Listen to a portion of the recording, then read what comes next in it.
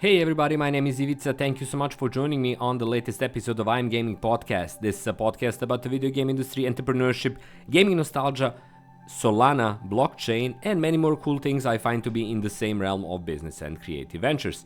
Like always, first and foremost, a huge, enormous thanks goes to my Patreon supporters who truly and honestly make this podcast possible. Without your continuous generous monthly donations, I would not be able to continue making it week in and week out. So again, a big thanks to all of you, and please everyone else check out my Patreon supporters in the description below.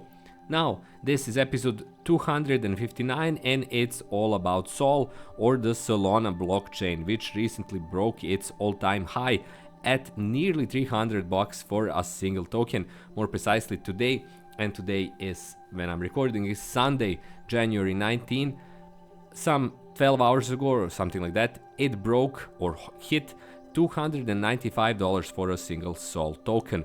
That's an incredible result. Now, of course, everyone is connecting it logically to the launch of that weird Trump token that suddenly appeared on the market and kind of brought in a lot of money into the whole ecosystem of cryptocurrencies.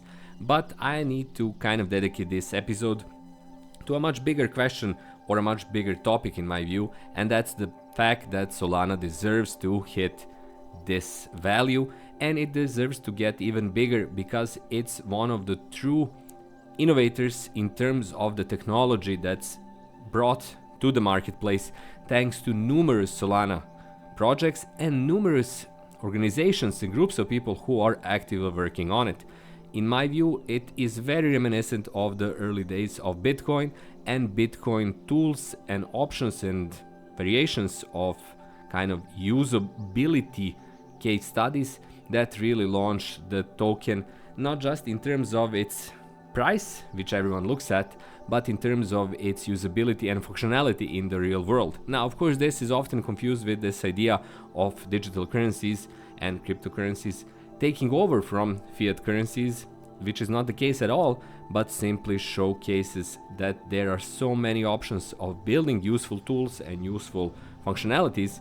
And here, Solana, in my view, is presently the best network around because it really offers a lot of support. There are a bunch of organizations giving out money to projects, giving out money to artists. That's one of my kind of big elements here, and many other types of activities that are covered by this single huge network of the Solana blockchain.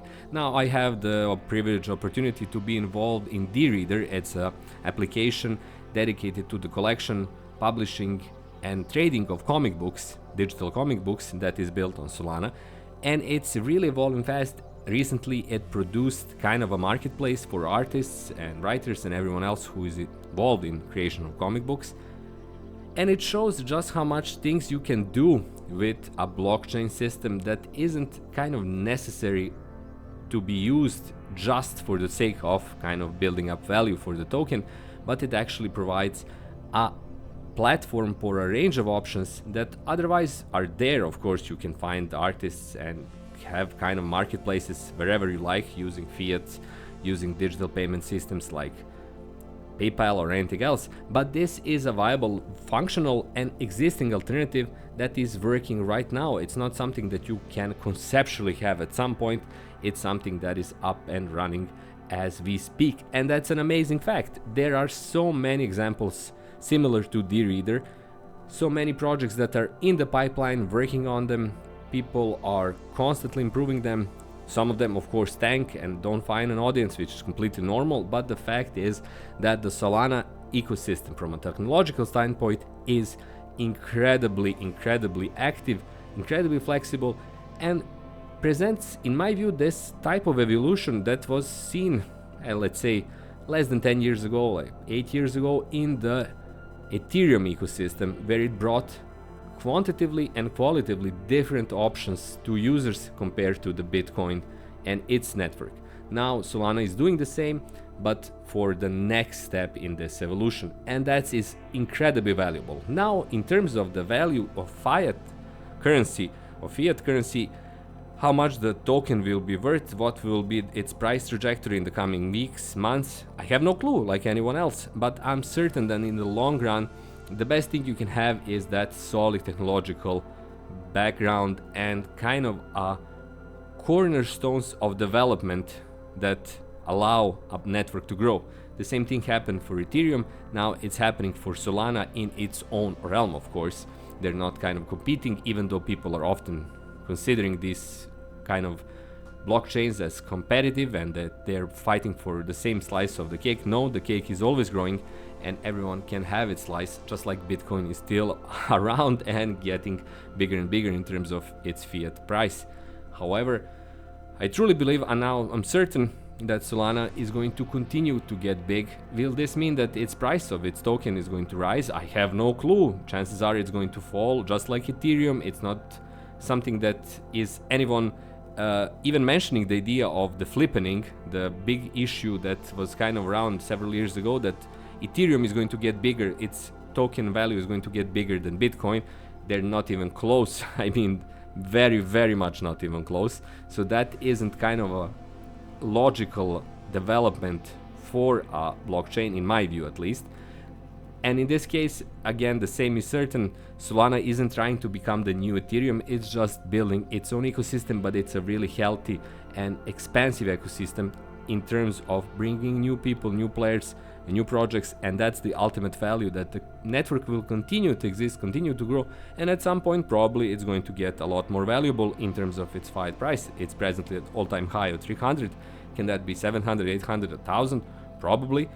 When will that happen? I have no clue. Maybe it never happens, maybe, but the tech basis, the tech background, the technological foundation is very much there, and all thanks to people who are working on the blockchain, same blockchain, just like D-Reader and many other organizations.